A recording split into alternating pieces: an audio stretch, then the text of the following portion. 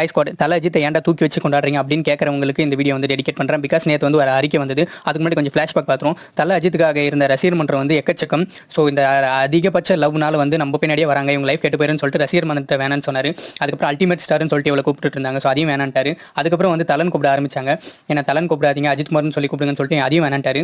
அதுக்கப்புறம் Thala Ajith fans trend பண்ண ஆரம்பிச்சாங்க. அது எங்கே வேணாலும் போயிடும். எக்ஸாம்பிளுக்கு வலிமை அப்டேட், இப்போ வந்து ரீசெண்டாக விடாமுயற்சி அப்டேட். ஸோ விடாமுயற்சி அப்டேட்டை தாண்டி இப்போ வந்து கடவுளே அஜித்ன்றது வந்து ரொம்ப ட்ரெண்டிங்காக போயிடுச்சு. ஃபார் எக்ஸாம்பிள் டிடிகே தினகரனா இருக்கட்டும், அதுக்கப்புறம் முதலமைச்சர் வரும்போதா இருக்கட்டும். ஸோ இப்படி பயங்கரமாக அஜித்தே கடவுளேன்றத ட்ரெண்டிங்காக போயிட்டு இருக்கும்போது இப்போ வந்து விடாமுயற்சி டீசர் வந்து அது பயங்கர ட்ரெண்டிங் ஆயிடுச்சு. ஸோ இந்த நிலைமையில தான் வந்து தல அஜித் சார் கிட்ட இருந்து ஒரு அப்டேட் வந்தது. அது என்னன்னு பார்த்தீங்கன்னா, என்ன அஜித்தே கடவுளே இந்த மாதிரி எல்லாம் எந்த பேரையும் வச்சு கூப்பிடாதீங்க, அஜித் மட்டும் கூப்பிட்டா போதும்னு சொல்லியிருப்பாரு. அந்த அறிக்கையில் நான் வந்து ரொம்ப ஸ்பெஷலாக பார்க்குறது என்னன்னா, யாருக்கும் எந்த தொந்தரவு பண்ணாமல் நீங்கள் உங்கள் வேலையை சூப்பராக பாருங்க, உங்களை நம்பி இருக்கிற குடும்பத்தை பார்த்துக்காங்கன்னு தலை எந்த அறிக்கையிலுமே வந்து அடிக்கடி சொல்லிக்கிட்டே இருப்பாரு. ஸோ அவருக்கு வந்து அவர் மேலே இருக்கிற அக்கறையை தாண்டி தன்னுடைய ஃபேன்ஸ் மேலே வந்து ரொம்பவே அக்கறை. ஸோ இவ்வளோ எங்களை கேர் பண்ணிக்கிற அஜித்தை வந்து நாங்கள் தலன் தூக்கி வச்சு கொண்டாடுறதுல என்ன தப்பு இருக்குன்னு சொல்லுங்க. ஸோ இதே மாதிரி தலை வீடியோஸ் பார்க்க நம்ம சேனல் இது வரைக்கும் சப்ஸ்கிரைப் பண்ணிடுங்க. பாய்.